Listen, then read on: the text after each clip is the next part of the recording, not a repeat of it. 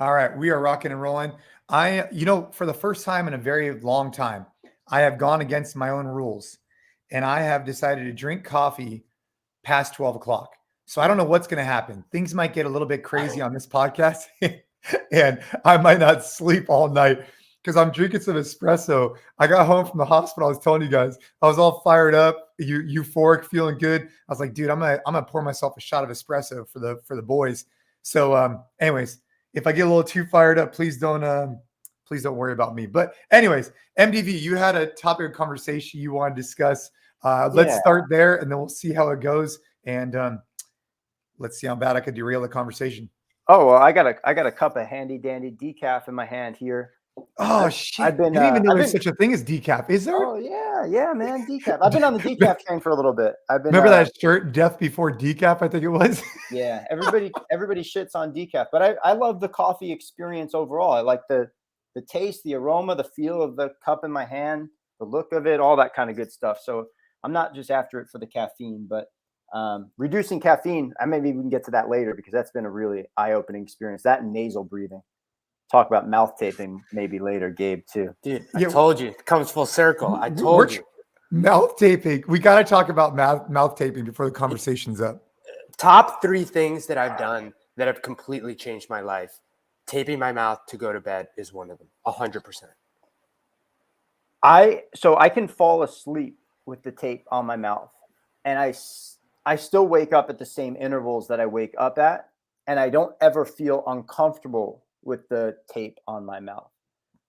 I just am like not used to the experience of feeling like you have your mouth closed shut by adhesive at night. Well, let me ask you a question. It's Because weird. your guys' beards, does that impact? So is that impact? No, you just use a certain type of tape. There's a soft medical tape. It's like a paper tape that I found that is pretty good. The adhesive's not like super sticky, but sticks enough to your lips. And yeah, I trim back my mustache and my goatee a little bit to make sure that it fit. But the important piece is that like you don't necessarily want to like duct tape your mouth shut. Like I can't open this if I wanted to. What it's really just supposed to do is just train your mouth to not open. Like just have something there enough so that you're like training your body to at least fall asleep breathing in through your nose. And some people, this won't make a difference for because it's not an issue to begin with. For me, it's been an issue my entire life. Like I used to snore a lot. I used to be a huge mouth breather. So it's just over time having something that is kind of holding your mouth closed more so than like, I can't let any air enter my mouth all night. It's not meant to be that. That's why you can get away with, like MDV said, like very light tape. And like, I don't even do like, like my entire mouth. It's just like a little bit like right in the middle, just to kind of hold your mouth closed.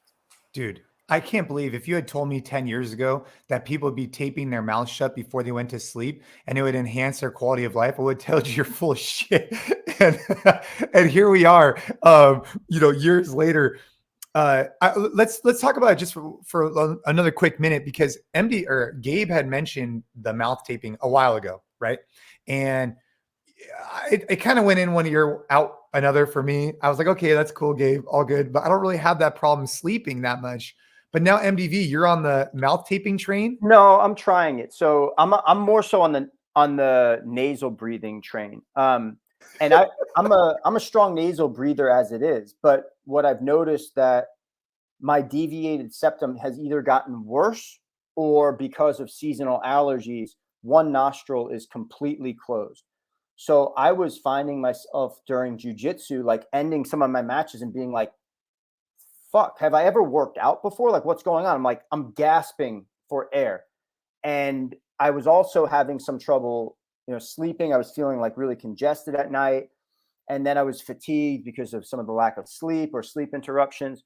So I started going down this path of looking more into like what's going on within my nose. I saw an ENT. He told me I have a deviated septum, prescribed me a nasal steroid, and then also recommended that if the nasal steroid doesn't work, that I get the surgery to correct it because it's pretty deviated. Then I got into reading Breathe by James Nestor, which is a really phenomenal book. And I'm not saying that that's the be all and end all about everything nasal breathing, but it really did open my eyes to just the power that you have over manipulating some of the soft tissue that's in your nose by nasal breathing. And you can use nasal dilators, and you can enhance it without necessarily going a surgical route or without shooting steroids up your nose, constantly to shrink the tissue. So right now I'm like 3 weeks into a lot of really intentional nasal breathing, and I wear Intake Breathing. Intake Breathing was a company that I hit up on IG and talked to them a little bit. They make like nasal strips that like they look like Band-Aids. You put them on your nose. They make a plastic one that has little magnetic tabs that's stronger, that literally like pulls your nostrils open. And when you wear it, you feel your nasal passageway open. So I've been wearing it to train, also wearing it to sleep. And there's been an improvement. I can't say there's not been an improvement. I can breathe more easily without wearing anything through the nostril that was previously clogged, and a whole host of other things that we can get into later. But it's definitely been eye-opening for me. Great book, by the way, Breathe by James Nestor. Huh. Yeah, I love that. I mean, okay, now I'm going to have to give it a shot. I'm going to have to try. I'm going to tell Ashton and be like, hey, listen, I'm going to go ahead and try and tape my mouth. It's all good. It's Gabe and MDV said that they're, that it's helped them, and I'll report back. In the meantime, yesterday I was playing with the blood flow restriction cuffs. I'm not on the train yet. I'm trying them out. Yesterday, I did also receive the cold plunge. I have maybe intentionally or unintentionally not set it up yet, because as soon as I set it up, I'm obligated to use it. So I'll have to keep you guys posted on the mouth taping and cold plunge as that comes across. Don't do them at the same time. I'm not going to do them at the same time. No, I am really interested about talking about my experience with the cold plunge, because I know, Gabe, you've been doing it. I was just at your house. You have a cold plunge yourself. I have not been experiencing it for a long time, and I've never really done it on a regular basis. So I'm looking to use to get into it, and I'll keep you guys posted on how that journey is. Well, one of the cool things about cold exposure too, and I think Gabe, you probably read this too. Huberman posted, I think it was Huberman that said, Andrew Huberman, he's like a research something or other at Stanford, but he's got the Huberman Lab podcast. Cold exposure, there's a spectrum, right? You can have a cold plunge where you're getting submerged up to your neck in very, very cold water. You can do cold showers, and then you can also get cold exposure by just going outside and being cold. And obviously the kind of range of benefits is best at the cold exposure submersion, not as great down the ladder to the cold outside. But still, if you don't have the experience or kind of access to a cold plunge, cold shower, and then also the cold air. Yeah, it's a good way to start. The cold shower was how I started way, way, way back. And I forget who someone told me that, because I was like, what's the right amount of time that you want to be in there to get effects? And I remember, I can't remember who it was, but someone told me that they sing the Star Spangled Banner under the cold shower, in their head. And that's the time to get off. So I remember I did that for a while, which I just think is a silly side note. But yeah, man, cold shower, great way to get started. But the cold plunge, I love it. I can't wait to hear how it goes once you get in there. Oh, it's really nice too. This unit is super nice. But I almost feel like I gotta get the sauna working at the same time, because I am not looking forward to it. I'm not good with cold. I've made that really clear. So I'm excited to have it, but I'm gonna have to definitely slap myself in the face a few times to get myself pumped up to get in there. So I'll let you guys know how it goes. Well, Gabe, it gets easier as you does it get easier, Gabe? I don't know if it does. I get more accustomed to the cold showers. I mean, the cold shower definitely gets easier as you do them more. It's gotten I feel like it's gotten as easy as it's ever going to get, honestly. Just because I've done it enough where I know what to expect. I can get my breathing under control in one breath, and I'm just there. I'm relaxed. But it's still it still sucks to get in. It's more the initial it's so easy to just not do it, and it's so easy to just man, this is going to suck. I did it yesterday, not going to do it today. It's more, for me at least, that struggle of I'm going to go and I'm going to do it. But once you're in, and once you get the breathing down, it really isn't that bad. Like, it's definitely not like, and it shouldn't be like you gritting your teeth, like using every bit of mental fortitude to like keep yourself in there for 3 minutes. A lot of the benefits that come from doing this stuff is to be able to put yourself in a position where like the neurochemicals in your body, like you're going into this panic mode, but to be able to relax at the same time and get everything under control, that's really the goal. So you shouldn't get in there and be in like full panic and just try and grit it out. You should really be able to go in there, relax. And one thing that, it might have been Andrew Huberman who said it, is you always want to get out because you decided to get out, not because you had to get out, if that makes sense. So if that means a little bit less time in the beginning, try and always train yourself to like, you're in control, even to when you decide to get out. It's not like you staying in there until you're like, man, I couldn't do another second in here. It's like, okay, I've done it. I'm in control. I'm going to now get out of this. Yeah. Well, I'm going to have a whole like plan and structured like plan. I'm going to talk to the people over at Cold Plunge and just do it. And then I'll share that with you guys about like, hey, this is how I approached it.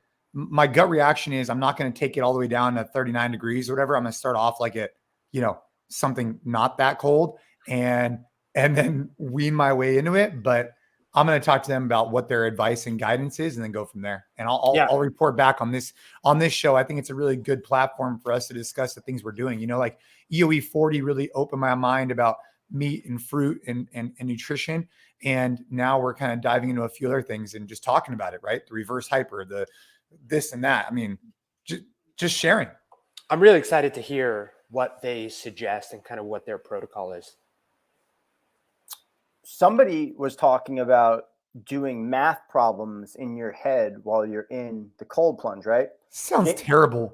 No, but Jason, one of the things that I've done in the cold showers, as cold as I can get them, and they're pretty damn cold. I would be interested to see what the temperature is on the shower, is just solving jujitsu situations in my head. Like I'll picture myself moving through like a pass. Like, where do I want to put my hand? Where does my shin go? Do I want to grab the underhook as I'm doing the knee slide? Like all those things, I just do them in my head as I'm standing there in the shower. And not only is it interesting because I'm getting additional like quote unquote study time in, but it makes the time go by rather quickly.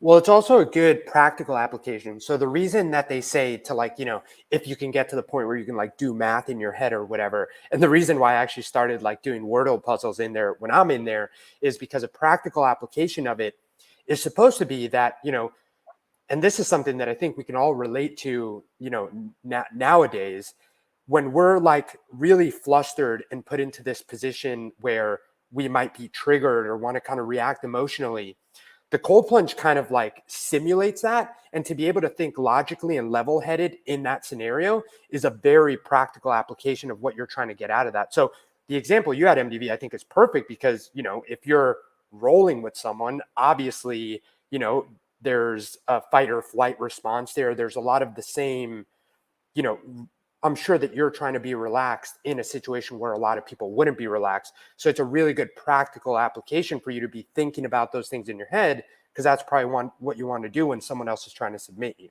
But that's the thinking behind trying to get to the point where you're not just like, holy shit, I'm cold, focusing on your breathing, but being able to be relaxed enough that you can also like think about things logically is a big part of what you can get out of this stuff. And I'm gonna test this out with the kids on like a micro basis, very micro. So for anybody listening who's gonna be like thinking I'm abusing my kids, no, I'm very micro, because I am really curious. Like sometimes I'll see it with Caden or with Ava, they'll get flustered and then they'll make reactions that don't make sense. Like I was in Austin and Caden like started crossing the street. Like he just got flustered and just made a bad decision. And so I'm wondering if some cold exposure can help them get a little freaked out and learn how to calm down. I don't know. Maybe I'll try like 30 seconds. We'll see how it goes. I'm sure there's someone out there with more knowledge than I do about this, so let me know. One of the things I wanted to bring up, though, I thought was interesting is, that thing Wordle that you're into? I saw on the news that Google search for the word of the day on Wordle increased by like 10,000%. In particular on the East Coast, they were saying. And what the announcer was saying is that all that is people trying to cheat, because you're going to find out the word of the day anyways. So all people want to do is set the quickest time or whatever for themselves. So they'll Google it and then go do it. And I thought that was interesting because why would you want to cheat on a free game that's just trying to enhance you anyways? But that's not necessarily true. Oh, is it? I don't know anything about Wordle. So No, I'm just because saying. sometimes I'll just like, especially on the days that I try and solve it in the cold plunge, I'm not really interested in like continue. Like some days I'm just stumped and I'm not really interested in like continuing it to like spend the rest of my day solving it. Like once I get out, I'm like, all right, well, I didn't get it today. And I'll just Google it to see like what the answer was. At least that's for me. And because it doesn't give you what the answer is until you like actually come up with like 6 guesses. And it takes me long enough to figure out guesses, even if they're going to be wrong. So I'd rather just Google it and see what the word was and move on with my day. That's a fair point. I mean, I don't do it, so I don't know anything about it. But yeah, all right, good, thanks. All but right. I think we should pivot.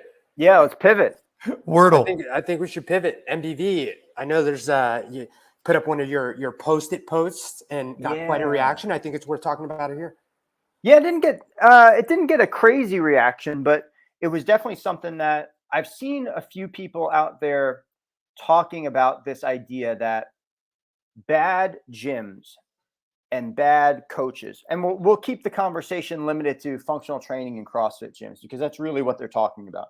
They're talking about bad coaches in CrossFit affiliates or functional training gyms and bad functional training or CrossFit gyms.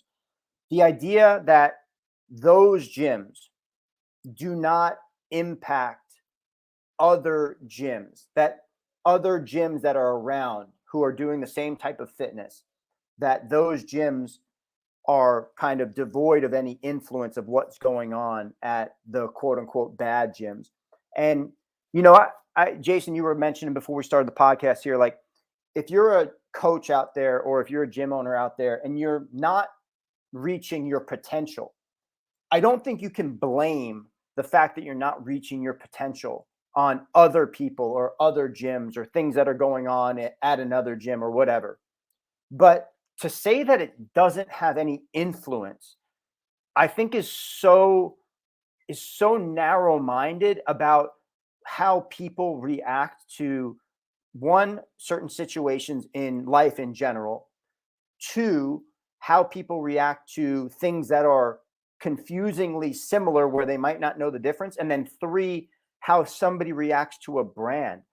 And I just think that if you think back over the past 3 years, if you just think back over the past 3 years, there's so many fucking examples of how this group mentality behind single or multiple bad actors in a large pot of things turned a huge segment of people off to the entire population of that thing. You can even look at this, and I don't want to make any sort of political comments about the Russian-Ukrainian war right now, but you have people who are making, boycotting Russian stores in the United States, like Russian immigrants here who are working. And that's how people think sometimes. It's not right. I'm not saying it's right. It's not fair. It's not the way that I think it should be. But let's get down to brass tacks. People sometimes make these kind of knee-jerk reactions after having an experience, or somebody tells them about something, or they're misinformed, or they don't do the research themselves, and it impacts them and it impacts people around them because they go and tell them. So I guess the bottom line here is that I do think that bad coaches and bad gyms do have an influence on the greater community of CrossFit and functional training gyms. 100%. I think that there's a brand issue that exists there. And one of the best examples of that is that, and this is also kind of another layer of the discussion, is that you could go up to 10 people on the street and you could ask them what their opinion is about CrossFit/functional training. And I bet you would be kind of disappointed about what their answers are. Maybe, whether or not that's because of brand perception issues or because of bad experiences. I just think that to say that it doesn't impact is very, very narrow-minded. Yeah, I think it's silly. Like, I can't believe that that's really what the argument is. What I can kind of see and you mentioned it, and I completely agree, is I do think that people need to take ownership in, like, where's my coaching? Where's my ownership? Like, where's my business? Like, that's what I have control over, and that's what I should be focused on, instead of like being so worried that there's another crappy gym in town, and for some reason that's why I can't get ahead. I agree with. And I think we need more of that, more of like people kind of like looking in the mirror instead of like finding outside things to blame. But if the argument is really the fact that like that has no impact, I mean, it's almost like one of those things, like, how do you make the argument against that? Because it just seems so silly. Like, how could you actually believe that someone going in and having a bad experience at a functional training gym that has CrossFit everywhere and on the website is not going to impact that person's want or desire to try a CrossFit gym in the future? Like, it just, of course it's going to. It might not for everyone. I'm sure you can think of, someone that then went and tried the other CrossFit gym in town, had a great experience, and that worked out great. But, there's a reason that, different things in the sport and in our space have turned people away in a very palpable way. One thing that comes to mind for me is, and it always drives me nuts when he says this, but, Rogan himself on the podcast says many times, he like has this belief that like CrossFit gets you injured 100% and functional training gets you injured. He's brought it up in passing in many different of his shows. And that's the perfect example, I think, of, you think of the audience that guy has, to think that him making a statement like that, because, and again, it all comes down to someone he knows went to a crappy gym with a crappy coach, had a bad experience, it got hurt. That got to the person that has the biggest audience. And now he has this belief, and he hasn't been educated with the right coach and the right gym. And now whenever someone brings up CrossFit, he's always like, oh yeah, but people get injured doing that all the time. How can you say that now has no impact? That to me is like the perfect example of like, how if that person that eventually got back to him had a good experience at a good gym, we'd be singing a different tune. The Rogan example is good. I do think that there's something to note here.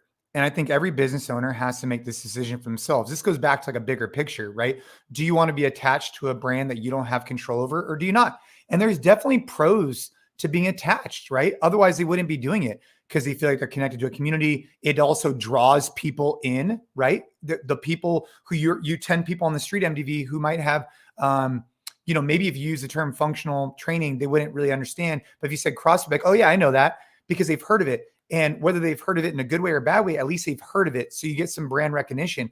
So there's a lot of layers to this conversation, but to think that, number one, every owner is in control of their own business. And if you're blaming your success or failure on factors that are, outside of that, that's really unfortunate, right? Because they need to take ownership in their success or their lack thereof. And it doesn't have to do with the gym down the street. That being said, if someone goes in and has a poor experience, it's not helping the overall ecosystem, which is why for a lot of years, JP and I, through Box to Business, or even all the things that we do through the collective, our goal is to raise the bar. We want to rise the tides so that all gym owners can professionalize, can enhance, can grow. Because I am a big believer, huge believer, that the bigger, the better our businesses can be, the more people we can impact, the greater the pot size is. And as that size grows, not only are more people getting impacted, but also there's going to be better business for all of us. But I think as an industry as a whole, we need to continue to professionalize and streamline the offering, which is one of the challenges of a license model compared to a franchise. You go to one Starbucks, it's pretty similar to the other. Now, is Starbucks going to be innovative and create the wheel? Probably not. That's why other things like Black Rifle and others are coming up on them. But they're also going to be very consistent. And so you're going to get. But look at Jujitsu, MDV. I mean, Jujitsu is not a license model, because that's just a generic term now, similar to, yoga or Pilates, if I'm not mistaken. And so where CrossFit's interesting is that a lot of people can't differentiate the fact that it isn't a franchise. It's a license. And you can run it however you want. And so in Jiu-Jitsu, I think there's more of this separation. It's just like a general Jiu-Jitsu. So if you go to one, you could say, oh, well, okay, that was one experience. Maybe you don't think they're all the same. It surely doesn't help the jiu-jitsu industry, though, if they have a bad experience. That's for sure. But I do think in jiu-jitsu, maybe a little bit more than CrossFit, people recognize is just a style of training and not a franchise or a brand. Whereas in CrossFit, I don't know if they really realize that it's a license model and not a franchise. I could be wrong there, but in either case, it definitely impacts you, right? If you go to one jiu-jitsu gym, your impression of jiu-jitsu as a whole might go down. Just like if I go to a yoga studio, right? It's the same thing. Yeah, and I agree. I don't think this is something that will make your gym unsuccessful or successful. I think that ultimately the experience that you provide and the coaching that you provide and how you treat your members and how you choose to run your business and all those types of things, the variables that are within your control are ultimately the more powerful variables. But this variable that's outside of your control, that you do have other people who are potentially using the same name of the same style of training that you're doing and doing it really, really poorly. And if they're in the same town, you cannot tell me that the pot is not sullied by the perception of what that bad gym is doing. It is. It 100% is. That's how human nature works in these situations. And people don't understand the affiliate model. This is something that I think, and nobody from CrossFit's probably listening to this podcast, but God, if somebody from CrossFit was listening to this podcast, you have to educate the general public a little bit more about this, and not in a way that you go, oh, there's some bad gyms out there and there's some great gyms out there, but just say every community is different. Every affiliate is different. If you don't like the vibe at one, maybe go try another one, because people don't understand the name that you put on your business, CrossFit X, CrossFit Y. People are going to think that that's the same product. They don't understand this kind of wrinkle in the way that you're incorporated, that there's this difference, that you can run your business the way that you want to, and this person's going to run it a completely different way. General public doesn't think like that. That's why if you have a gym that doesn't have a brand name associated with it, like you were saying in jiu-jitsu, you have all these kinds of different schools and stuff like that. It's easier for the general public to make that difference in perception of, oh, this is 10th Planet Jiu-Jitsu over here. Got it. That's Henzo Gracie over there. Got it. I guess those are going to be pretty different because they're different schools, right? But they both do jiu-jitsu. That's something I think that's easier for people to understand. But when you put two gyms that have the same name, they have the same name next to one another, the general person doesn't know that there's a difference between these two things. Yeah, but at that point, then the business owner has to make a decision and say, does it benefit me to have that on the wall where I do expose myself to having another gym in the same area who maybe isn't doing as great of a job, but I also get this brand attachment to a, worldwide well-known brand. And because if you try and start your own, Jason's Fitness, for lack of a better term, I'm personally very grateful, and I'll use this as an example. I'm very grateful that I was able to utilize the CrossFit mark back in 2008, because what it allowed me to do is it allowed me to attract an audience that was interested in CrossFit. And we used that mark and we paid our affiliation fees for the next decade plus. And I'm very grateful for that. But I recognized over time that once your business grows to a specific area, you then start asking yourself, hey, is that brand that I'm attached to, that I'm not in control of, benefiting or hurting our business? Or should we just kind of roll on our own and do our thing, still love what they're doing, but do our own thing, so we're not necessarily, guilty by association or attached to something that we have no control over, right, wrong, or indifferent. And I think every gym owner has to have that conversation. And I think CrossFit would have that conversation. For example, with Reebok, when it was attached to Reebok, right? It wasn't attached, but it was kind of attached. If Reebok did something, it could be good or bad on CrossFit. If CrossFit did something, it could be good or bad on Reebok. It goes back and forth. You know better than anybody, MDV, being involved with that relationship. I think there's also like levels to it, to a degree, right? Like I think of, because making that argument that there's no negative impact, I think really disregards, like what you were saying, MDV, how the consumer behaves with these things. Like I know that some people just think that the gym isn't for them. Like not even CrossFit or functional fitness specifically. They'll just have gone to a health club, had a bad experience, gotten hurt, and now the gym isn't for them. Like I sign up for 5K, I do my own thing, but I don't want to ever be in any sort of like, brick and mortar setting for fitness. Like that's one level. then I think some people might have a bad experience with just group fitness in general. Like maybe they took a spin class and that just like, I never want to do stuff that's like in a group led by an instructor. I think even that can have an impact on a functional fitness micro gym to an extent, because people have made the decision that like, I never want to take a group class model, period. And then I think the last level, and I'm sure there are more levels, but just making the point that all this entire ecosystem is so interconnected, and people absolutely make decisions for the future based on their past experiences. That's how we operate as consumers. We've all done it with things that we order, clothes brands that we order. Like if I get something and it gets ruined, there's a pair of boots that I bought of a particular brand for the ranch, and they like didn't last me a month, and I am never going to use that brand again. You know, it's just, again, these examples might not be all the best analogies one for one, but we don't have time to constantly be revisiting things that we already had an experience with. We have an experience, we make our decision, and then we move on. And to ignore that that's happening in our space, I still just don't get it. Yeah, I mean, I think the argument for the people who will stand up and say, it doesn't matter, that, you know, what they do out there doesn't matter, you focus on you. It comes back to the old Glassmanism about the cream will rise to the top, right? Well, yes, that's true. But then if you also have a population in which you have this really variable experience, in which they're out of 10 gyms, okay, maybe 2 are excellent, maybe 2 are terrible, and then maybe the rest of the 6 in the middle are somewhere between good and bad. That now you have to consider is going to influence how the majority of people who go into those gyms think about that pot as a whole.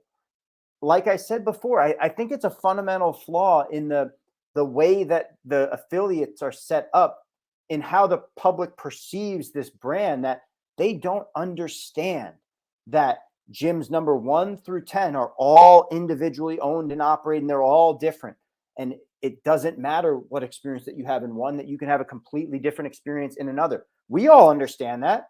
We wouldn't be turned off. If we go into that gym over here and we have a bad experience, guess what? I'm going to go to the next one right down the road, because I love this style of training. I love being in that community environment.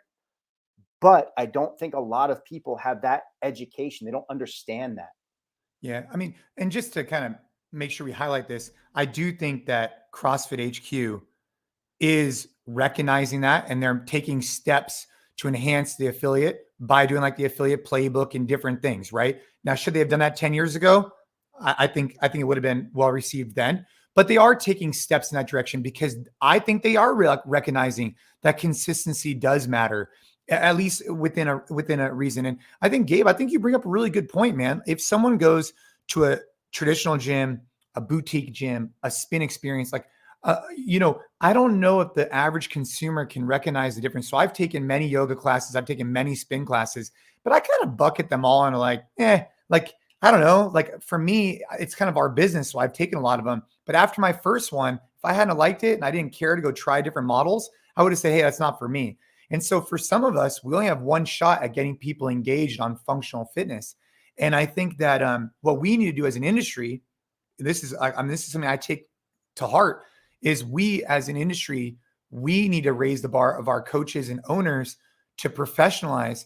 And we need to do that across all boutique fitness, because if one person comes in and has a poor experience and goes and tells 3 other friends that functional fitness isn't for them, that just spirals into this group of people that are, again, like I said earlier, not getting great results. I mean, maybe they're getting results elsewhere, but we're not helping them enhance their life.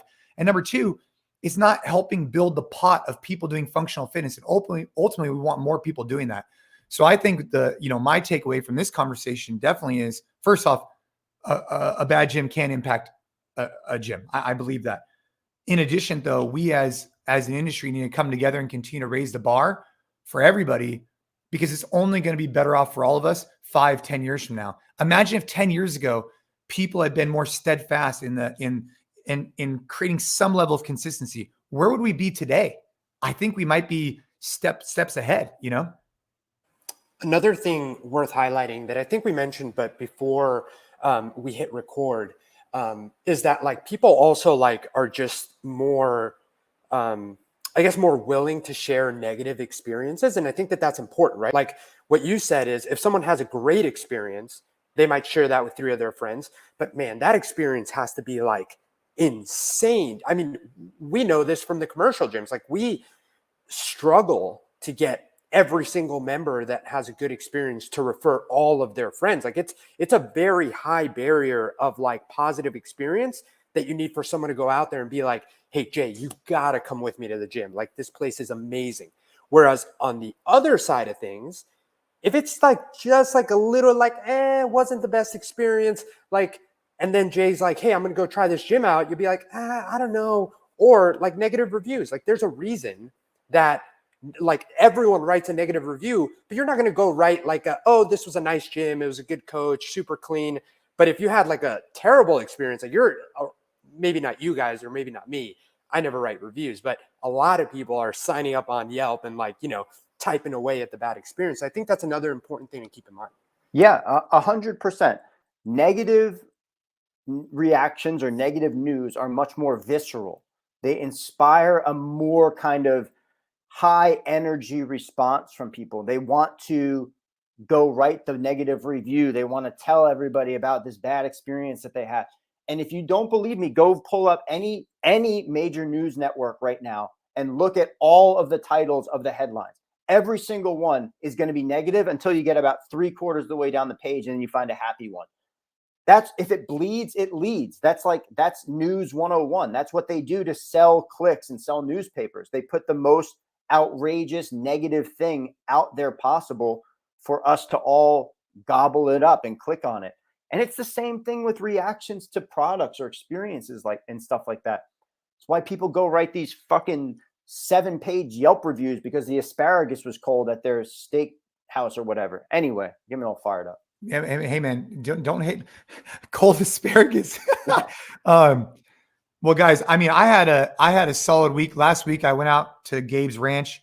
For those of you who aren't checking out Woodside Ranch, make sure you guys check that out. Woodside Ranch is filled with many animals, and some barking dogs, and a fire pit that burned my son. But it was a growing moment, and I enjoyed my experience. Learned how to milk a cow, and this week actually we got like I was telling you guys earlier, we just went to Avas 4-year checkup, and this weekend we're having a celebratory party. So all is good on this front. And what have you guys been up to lately? Tell us about the 4-year checkup a little bit. What are they checking when she goes in for her checkups now? I mean, you draw blood, and at that point, that's what you can really tell. So they look for like I actually got it right here in front of me. They look at like the platelet count, hemoglobin, white blood count. They look at something called absolute neutrophil count, which is basically it's an indicator of your body's ability to be able to fight off disease.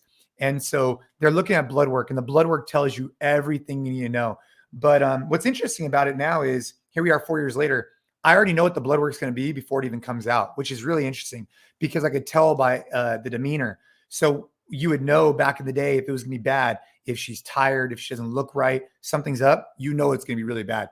But if she's feeling good, vibrant, lively, you think the blood work is going to follow. And so today, 4-year checkup, just basic checkup, talked about a bunch of stuff, and then got the blood work. And man, we got a couple left, and then the 5-year party.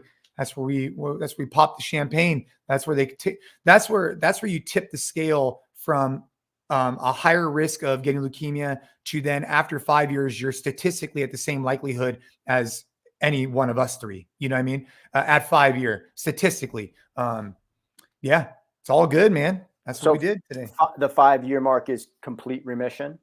Yeah. Well, so the 5-year mark is cured. Oh, hell yeah. Yeah. So that's the key. So the 5-year mark is cured. And then after that, you just pay attention to long-term side effects, which for her type of chemotherapy and what she went through, typically they occur more cognitive. And so you would already be seeing the cognitive challenges if they were. Some of the other side effects, it's just, we're keeping an eye on them. But at this point, cured in a year from today.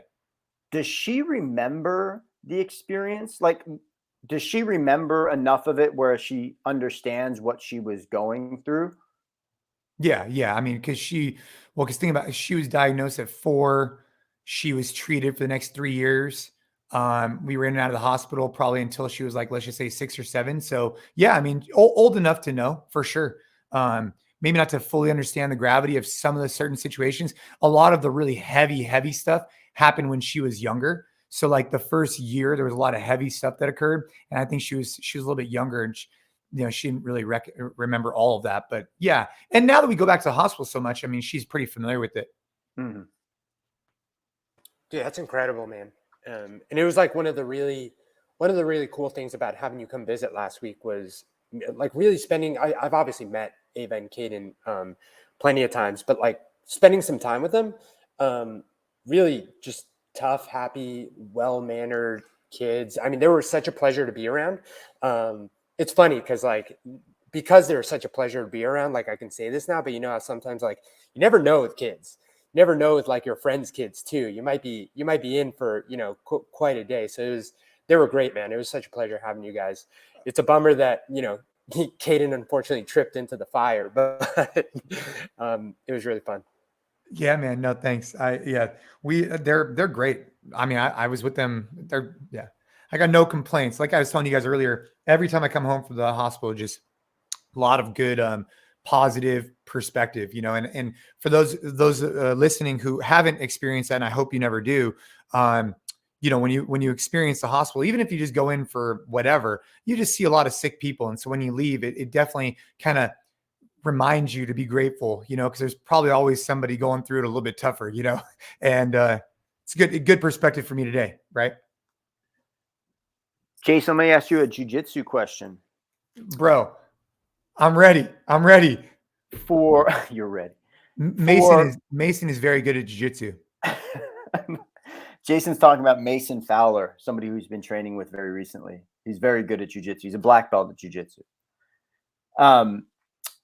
Is this a lifelong thing for you, do you think? Is this something that you want to continue now until your elder years, where you see some of these older gentlemen kind of, expressing their skill and their practice on the mat? Yeah, for sure. By the way, I just spilled my brand new espresso I was telling you guys about all over my computer. But 100%, yeah, absolutely. I see myself doing this for as long as I can. I mean, I definitely see myself getting a black belt. I think in the next year, I would imagine I would probably, hopefully, get my brown, and I see myself doing this, black and on. It's just something I really find a lot of value in. I love our classes. I go into NCFIT every single day. Took class this morning. I love it. But I love jiu-jitsu just as much. Like it's not better or worse. It's just completely different. It taps into a totally different mindset of mine. It unleashes a little bit of I don't want to call it it allows me to be a little bit competitive, and allows me to be a little bit more aggressive, while concurrently like diving into a framework. I don't know how to describe it effectively, but yes, it's definitely something I want to do for the rest of my life. 100%.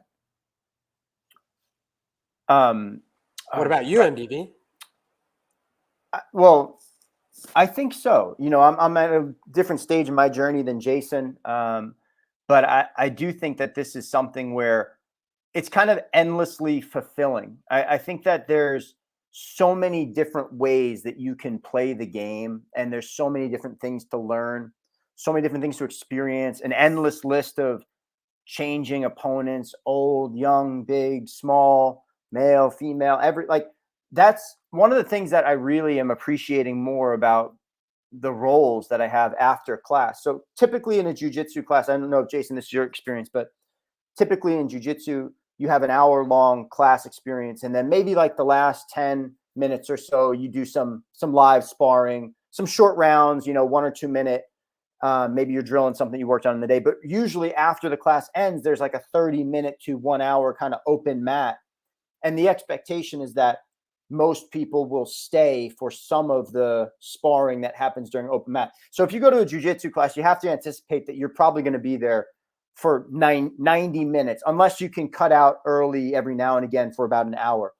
The time constraint is a little bit more taxing than a functional training class. But I'm appreciating much more just kind of throttling up and down the rolls based on, who I'm rolling with, the experience that they want to have, the experience that I want to have. And there's so much more enjoyment during that too. It's more fun and more playful, as opposed to feeling like, the ADCC finals every time that you're going to go spar one of your classmates.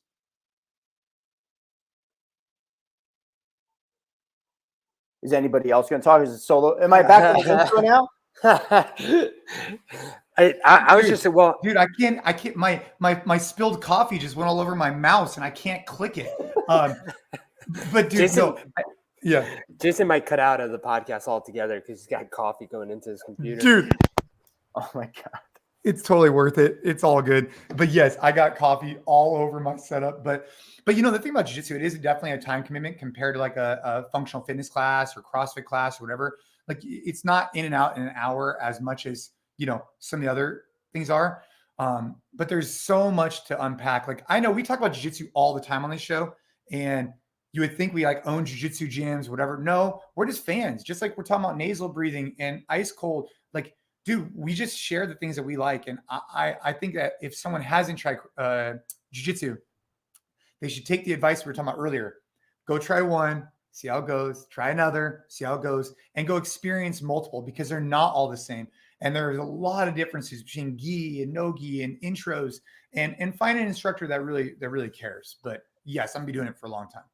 One of the things that we should get into, maybe not in this podcast, but another podcast down the road, is there are people in the jiu-jitsu community that shit on strength and conditioning, that they say you don't need to do any of it, that the only thing that you need to do is jiu-jitsu. And, I certainly respect their opinions. They're people who are very, very accomplished. I'm also sure that there's probably people who are knuckleheads who are saying that too. But it's just a very interesting take on, the skills or the preparedness that you would want to have when you're fighting somebody. I kind of think that, why wouldn't you want to have the extra advantage of being more conditioned or stronger than your opponent in of course, having as much skill and as much experience, of course, as well. Yeah, well, we have, I've been training with the Calaterra team, and we're going to be having them come in and do some more strength conditioning with us. I think after they've been doing some stuff with us for a couple of months, which they've already been, I'd love to have them on the show, talk about their experience with strength conditioning and how that's impacted their game, because they're coming from high-level jiu-jitsu, then incorporating strength conditioning. What does that do versus me, who's the opposite, right? Strength conditioning background, and then coming over to jiu-jitsu. So I look forward to bringing them on, talking about what their experience has been, for sure. Is this like an old school, new school thing, basically? Yeah. A little bit. I think so, kind of. And I also think there's probably like a very doctrine, like, hey, even if you're newer to jiu-jitsu and you go to a certain school that says, yeah, hey, you don't need any of that stuff, all you need is this. But I would need to dig deeper in more of it. I'd love the opinion of the guys at Calaterra. I'd love to hear what they say. For sure. Dude, I'll get them on. We'll start talking to them. I've been rolling with them and getting after it. I think, anyways, I'm fired up for this week, dude. Today's Thursday. Well, today's Tuesday. We're releasing on Thursday. I think the conversation about the gyms, if you're a gym owner out there, just take responsibility for your location. If you haven't tried out, this is a great plug, actually. Great moment to plug it. Our goal and our vision at NCFIT is to rise the tides for the fitness industry. And a way we do that is through our NCFIT collective, and that is session plans and programming to create consistency across our locations. That was how it started. Actually, this whole conversation bundles up into the reason why we started the collective, was that within our own locations, we had consistency and a similar experience and didn't have these highs and lows. So if you haven't checked out the NCFIT collective, definitely give it a shot. There's you can message Gabe and he'll tell you all about it, and hit us up on the collective for sure. Any closing remarks, gentlemen? By the way, I got my mouse and my computer working again. No closing remarks other than the fact that I've been listening to a lot of Iration and Revolution and Bumpin' Uglies and all the bands that remind me of Hawaii. So got to get there soon, Jason. Bro, Revolution, man. I was listening to that the other day with Caden. That kind of music's pretty good with the kids because it's not like overly, abrasive or swearing and stuff. Well, some of the stuff they talk about is pretty sexual, and there's a lot of illicit drug use. But yeah, like very, pepper. Yeah. Oh, it's very like flowy and fun. Yeah. I was listening to Pepper with Caden, and like something comes up. He's talking about exactly that. And I'm like, oh shit, Anyways, it's fine. No Gabe? no final thoughts here, man. Just pumped to get back on the swing of things with the podcast here. Always good conversations, and dude, open invite anytime you want to come back. Oh, Either of you want to come back now that both of you have visited. let's do it. All right, everybody. We'll keep getting after it. Keep putting in the effort. Get after it with our workouts on our NCFIT app. Gym owners, make sure you check out the collective and hit us up on social. Let us know what you want us to talk about. Have a great day, everybody.